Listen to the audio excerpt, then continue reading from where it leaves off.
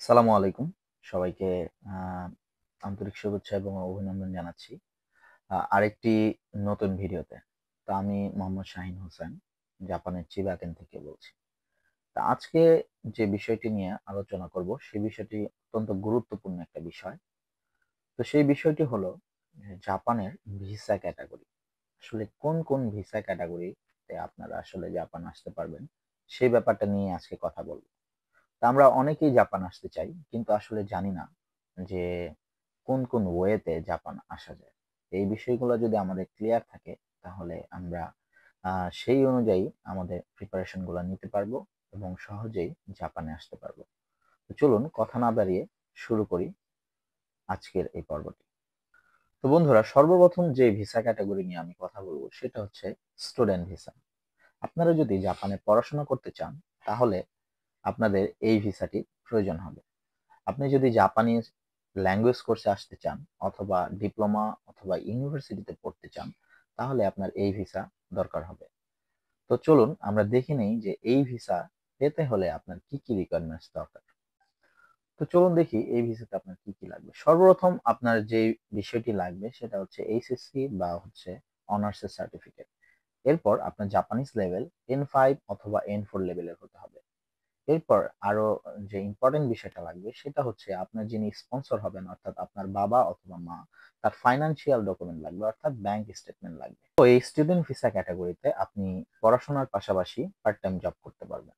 আপনি প্রতি সপ্তাহে 28 ঘন্টা করে কাজ করতে পারবেন। তো প্রত্যেকটা স্টুডেন্টের জন্য জাপানে এই ভিসাটা হচ্ছে তার ক্যারিয়ারের প্রথম ধাপ। তো বন্ধুরা, আমরা দ্বিতীয়ত যে ভিসা ক্যাটাগরি নিয়ে কথা বলবো সেটা হচ্ছে জব ভিসা, অর্থাৎ ওয়ার্কিং ভিসা। তো এই ওয়ার্কিং ভিসাতে মূলত তারাই আসেন যারা জাপানে ফুল টাইম কাজ করতে চান। তো এই ভিসাটার মধ্যে আবার দুইটা ক্যাটাগরি রয়েছে। একটা হচ্ছে engineering speciality in humanities international service visa, এবং আরেকটাই হচ্ছে এসএসডব্লিউ ভিসা। তো চলুন আমরা প্রথমে ইন্টারন্যাশনাল সার্ভিস ভিসা যেটা রয়েছে সেটা নিয়ে আলোচনা করি। তো আপনি যদি ইন্টারন্যাশনাল সার্ভিস ভিসাতে আসতে চান, আপনার কি কি লাগবে? প্রথমত আপনার অনার্স কমপ্লিট থাকা লাগবে, অর্থাৎ আপনার গ্র্যাজুয়েশন কমপ্লিট থাকা লাগবে। দ্বিতীয়ত আপনার জাপানিজ লেভেল N4 অথবা N3 লেভেলের হতে হবে। তৃতীয়ত যেটা লাগবে সেটা হচ্ছে জাপানের কোনো কোম্পানি থেকে আপনার জব অফার লেটার লাগবে।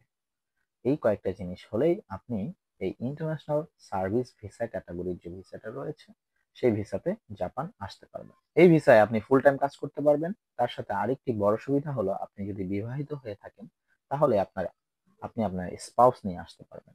তো বন্ধুরা, এখন আমরা যে ভিসা ক্যাটাগরি নিয়ে কথা বলবো সেটা হচ্ছে এসএসডব্লিউ ভিসা, অর্থাৎ স্পেসিফাইড স্কিলড ওয়ার্কার ভিসা।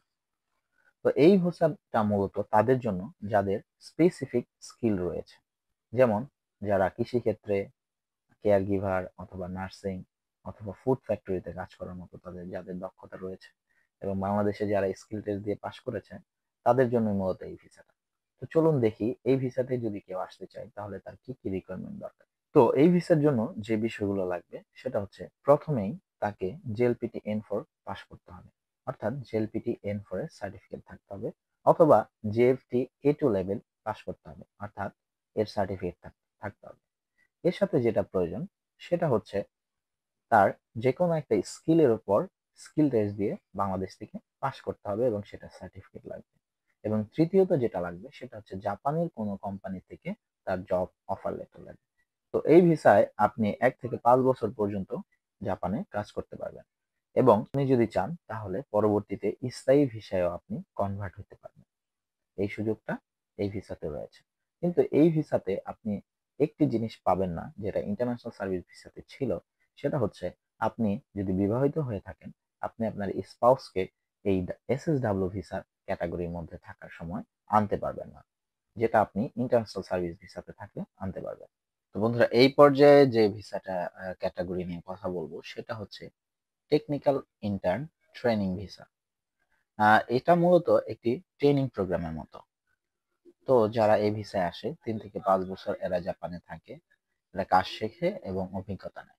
তো এই ভিসা ক্যাটাগরির জন্য যে রিকোয়ারমেন্ট প্রয়োজন সেটা হচ্ছে জাপানিজ ভাষা N5 লেভেল থাকতে হবে, অর্থাৎ Japanese level basic level N5 থাকতে হবে। এরপরে যেটা প্রয়োজনীয় সেটা হচ্ছে একটি সঠিক ট্রেনিং সেন্টারের মাধ্যমে আবেদন করতে হবে। এবং থার্ড যেটা রয়েছে সেটা হচ্ছে আপনার মেডিকেল এবং ব্যাকগ্রাউন্ড ক্লিয়ারেন্স লাগবে।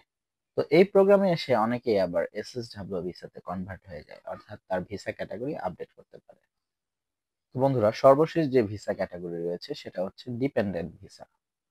আপনার হাজব্যান্ড অথবা ওয়াইফ যদি জাপানে থেকে থাকেন এবং তিনি যদি ফুল টাইম ওয়ার্কার হয়, অর্থাৎ ফুল টাইম ওয়ার্ক ভিসাতে তার ভিসা ক্যাটাগরি হয়, তাহলে তিনি আপনার জন্য অ্যাপ্লিকেশন করে আপনাকে এই ডিপেন্ডেন্ট ভিসাতে জাপানে নিয়ে আসতে পারবে।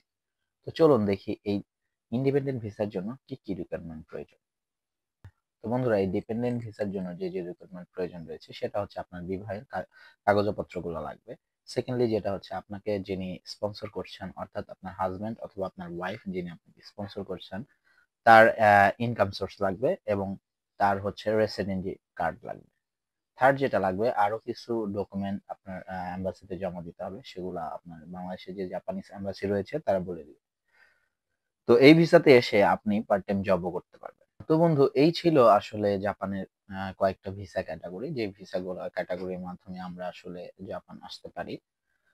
তো এই আলোচনাগুলো আপনাদের জন্য করেছি এজন্য যে আপনারা নিজেকে এখন প্রশ্ন করুন আসলে আপনি কোন ভিসা ক্যাটাগরির মধ্যে পড়েন। আপনি কোন ভিসা ক্যাটাগরিতে জাপান আসতে চান, সেই হিসেবে আপনি আপনার প্রস্তুতি শুরু করুন এবং জাপানি ভাষা শেখা শুরু করুন। তো আমি শাহিন, জাপানের এরকম ইনফরমেশন এবং আরো অন্যান্য ভিডিও নিয়ে আপনাদের মাঝে আবার আসবো ইনশাল্লাহ। তো ভিডিওটি যদি ভালো লেগে থাকে, লাইক কমেন্ট শেয়ার করতে ভুলবেন না।